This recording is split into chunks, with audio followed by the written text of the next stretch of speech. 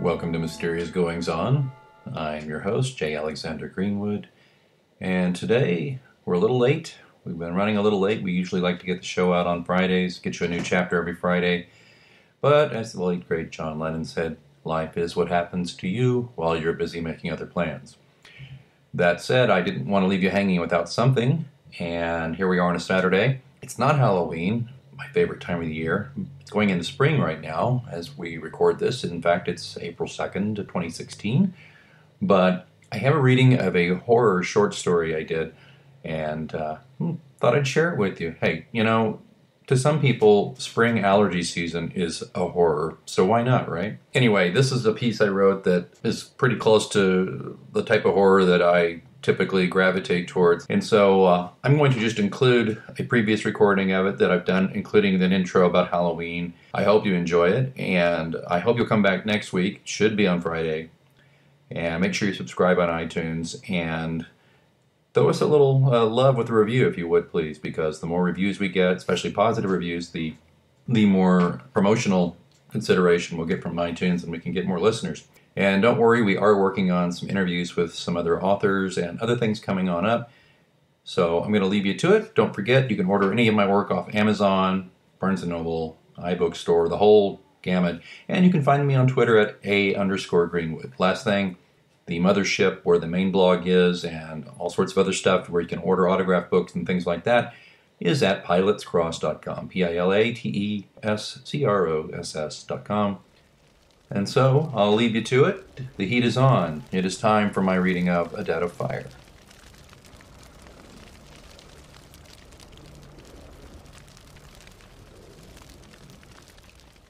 Hello, listeners.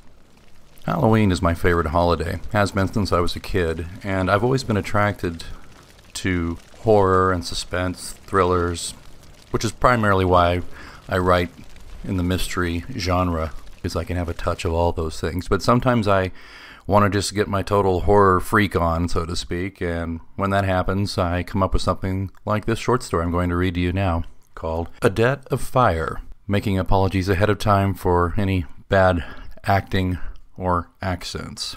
A Debt of Fire by J. Alexander Greenwood, a Caroline Street Press publication. Redger slipped the pry bar under the window, testing the strength of the wood. The house was built when Mad King George frittered away the colonies, after all, and Redger could destroy an entire window with a bit of carelessly applied pressure. The wood gave a little. You would think it were soft gum rather than ossified oak. It groaned like a whisper fart in a darkened theater. Cold wind whipped at his face. Sweat ran from his brow into his left eye. It smarted worse than when that stuck-up tart at the Green Man blew smoke in his face. He stopped working the pry bar and sat back with a grunt, his shoulders slumping against the ornate stone arch around the window. Come to think of it, a cigarette would be good right about now.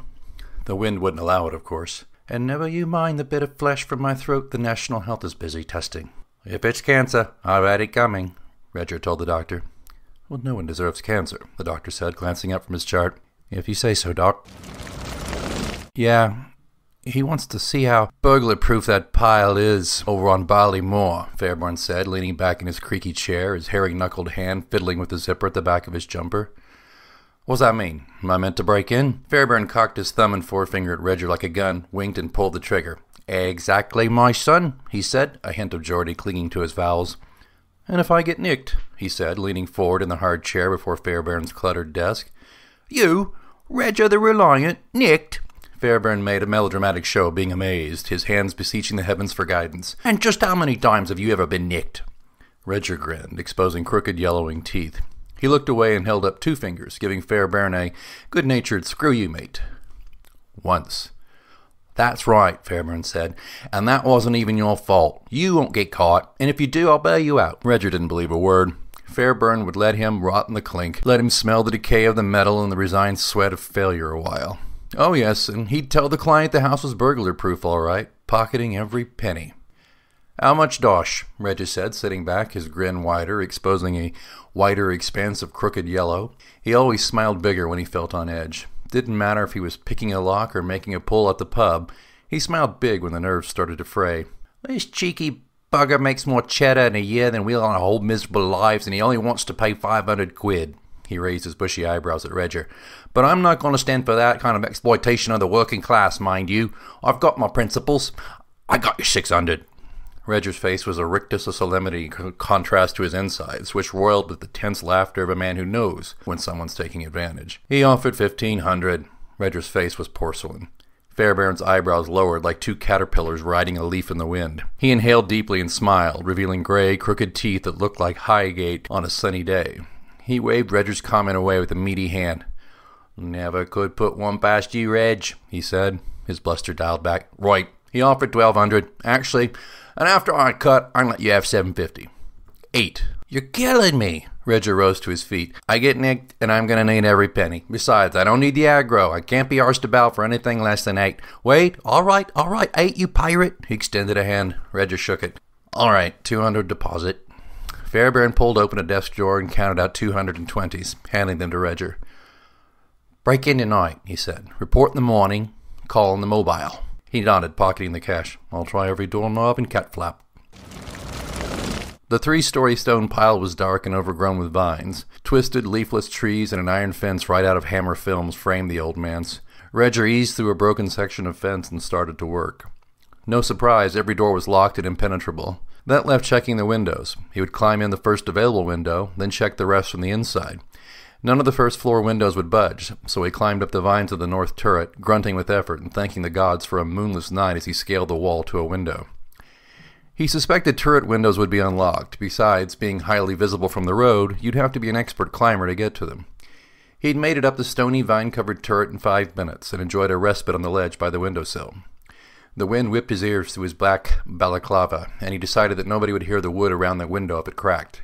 He wasn't spending the night climbing to every window in this old rubbish heap either. In a deft motion, he jimmied the window up. It groaned and popped upward, snapping off a useless old sash lock.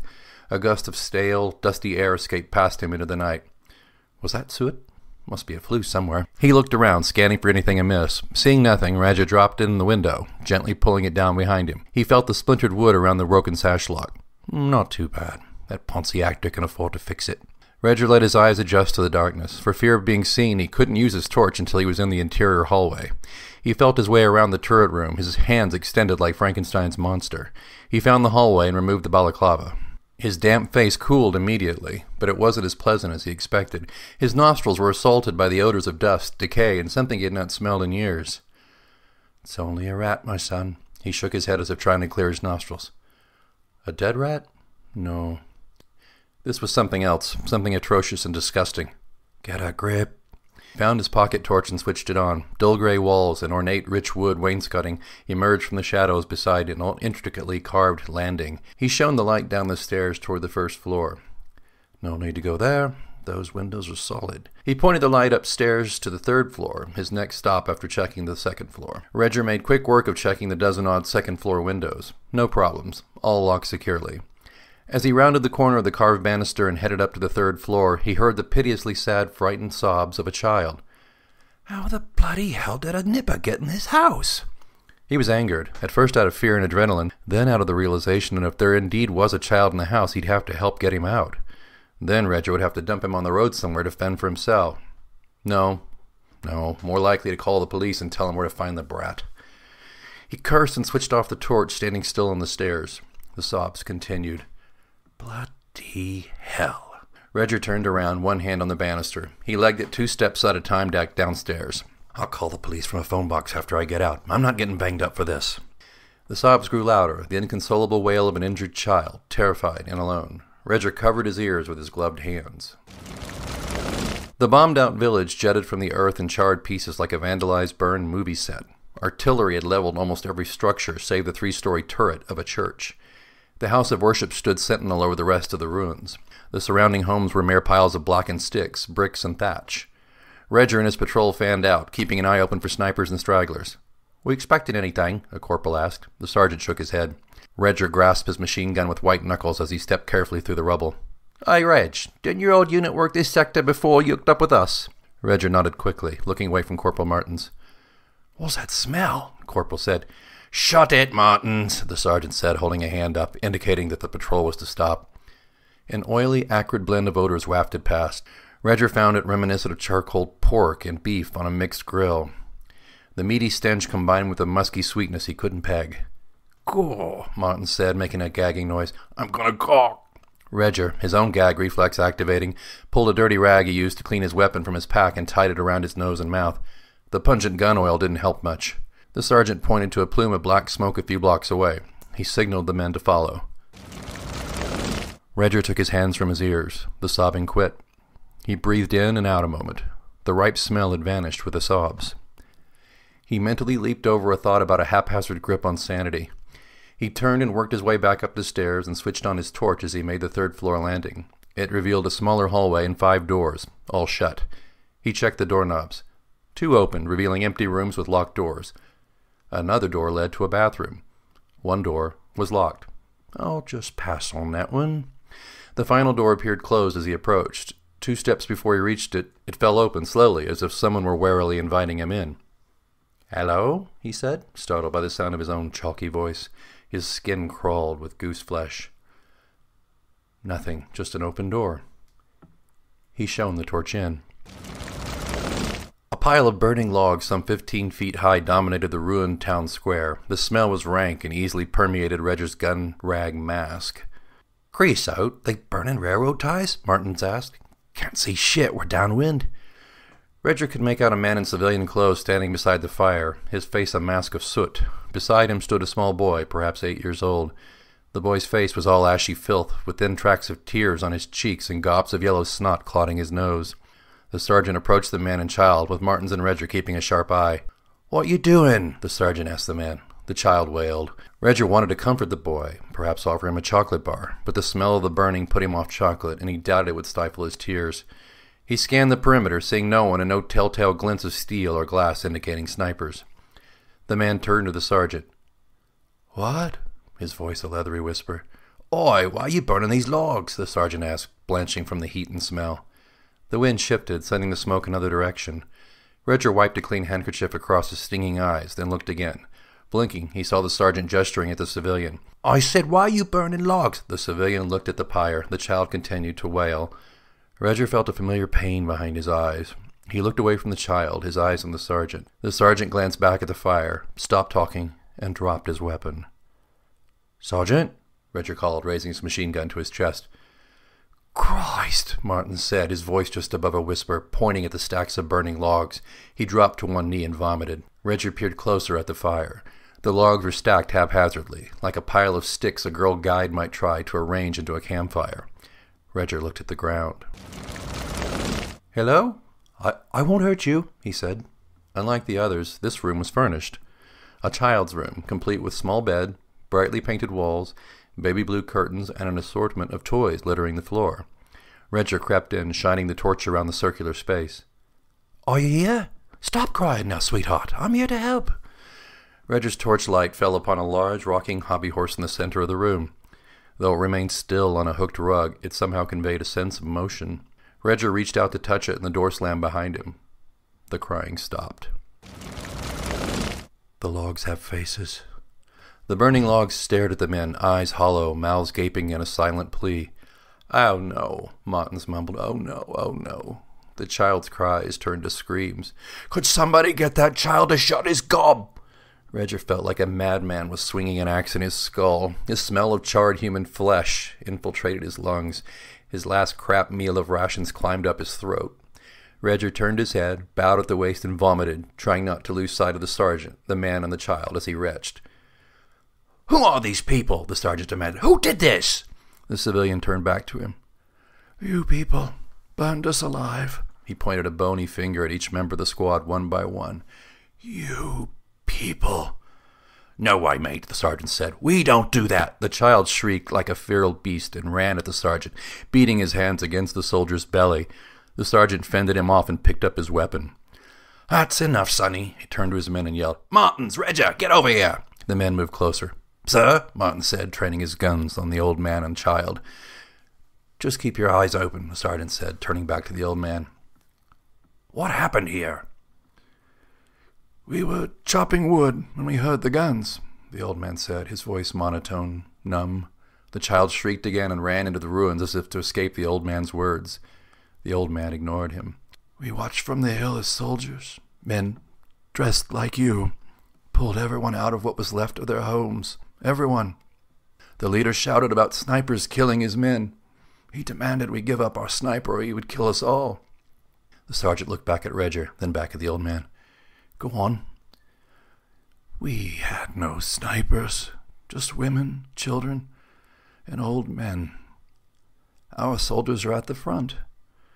The one of your soldiers started shooting. The leader ordered his men to set fire to the bodies. Even then, no one would admit to being a sniper. The leader went into a rage. He started throwing people on the fire alive. Said he would not waste another bullet. Everyone would burn alive. Good God, Martin said. All we could do was watch as they burn. My daughter, his mother, he said, gesturing toward the ruins where the boy had run. My wife, they burned them all. He was emotionless, as if reciting a meaningless poem from his school days. The sergeant looked back at Redger and Martin's. Martin's shoulders sagged. Involuntarily, Redger smiled his ridiculous, sickly grimace. They killed everyone and left town. His eyes fell on the pyre. Left us this. I assure you, we didn't do this. My eyes do not deceive me. No, you tell me what the uniforms look like. The sergeant poked his gun barrel at the old man's chest. A geyser of blood erupted from the sergeant's neck, spraying the old man's blackened face with crimson. The crack of a rifle came a millisecond after, as if to acknowledge that the soldier had indeed been shot. Sniper! Martin said, searching the horizon and dropping to one knee. Redger watched the sergeant's bloody face. In 2 seconds it registered surprise, anger, and lifeless resignation. He fell forward into the flames. The old man watched him burn, his face impassive. Martins ran toward the sergeant, spraying the church turret window with bullets. Redger whirled and ran at the turret. Reaching it, he flattened himself against the wall, looking for an entry. Martins, get over! Another crack from a rifle interrupted Martin's shots. A red hole formed below his left eye. Martin's finger reflexively squeezed the trigger, emptying his clip in the shape of a halo into the wall just above Redger's head. Bloody, Redger said, ducking as Martins fell, lifeless, into the fire beside the sergeant. Redger cursed and flattened himself against the turret wall, creeping around it until he found the door. He glanced back at the old man. The geezer just stood there, watching the sergeant and Martins burn. A ghastly, crooked smile reclaimed his face. Redger burst in the church door and dropped his backpack. It was dark, save for numerous shafts of daylight that shone in through bullet holes. In another reality, the light would have been gorgeous, like Christmas. His reserves of caution exhausted, adrenaline and the lust for revenge propelled him up the stairs, 2 at a time. He waited outside a cracked wooden door, listening over his ragged breaths. Cursing, he kicked in the door. The child sat on a rocking horse by the window, cradling a rifle that was as long as he was tall. His eyes were wet, his face defiant. He pointed the rifle at Redger. Redger fired. The bullets worked the boy like a puppet, giving him the appearance of riding the horse until Redger stopped firing. In the haze of gun smoke, the boy slumped to the floor, the rifle at his side like a sick game of cowboys and Indians. Redger stepped over him and peered out the window. The old man had not moved from beside the pyre. Redger's eyes stung with tears, his breath coming in gasps as he carried the boy's lifeless body back to the old man. Oh, I'm sorry, he said, almost like a question. He gently laid the boy's body at the old man's feet. He stepped back, casting his eyes about for signs of another sniper he knew was not there. The old man stooped and picked up the child. Wordlessly, he walked into the fire and lay down. Redger moved to stop him, screaming. The flames consumed them as if they had been soaked in kerosene. Redger screamed until his throat bled. When he could scream no longer, he went back inside to recover his pack. He slid it over his shoulder and staggered to the church door, the crackle and pop of the nauseating fire outside, the only sound. He leaned against the door jamb, his hands shaking, eyes blurry. A creaking sound from upstairs broke the relative quiet. He dropped his pack and walked up the stairs to the room where he killed the child sniper. Weapon raised, he stood outside the door, attempting to speak with his ragged voice. I won't hurt you, he rasped. The creaking continued.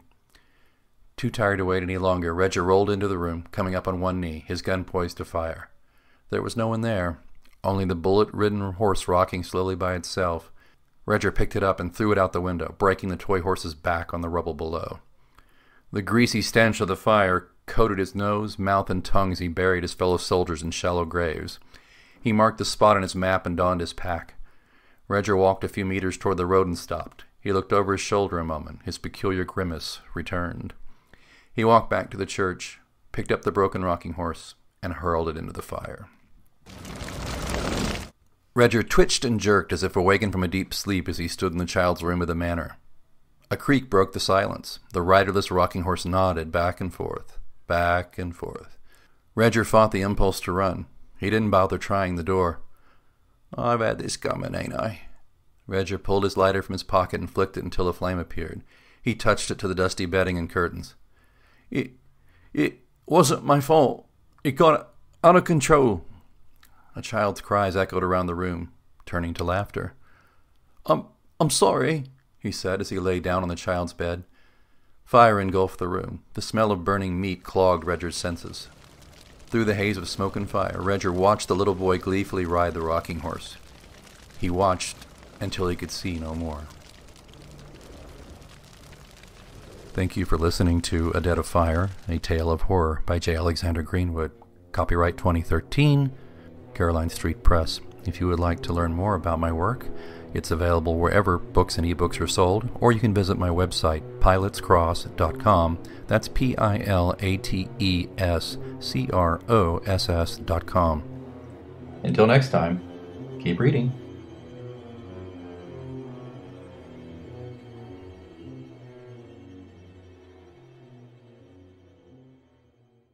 Need an extra hand with dinner?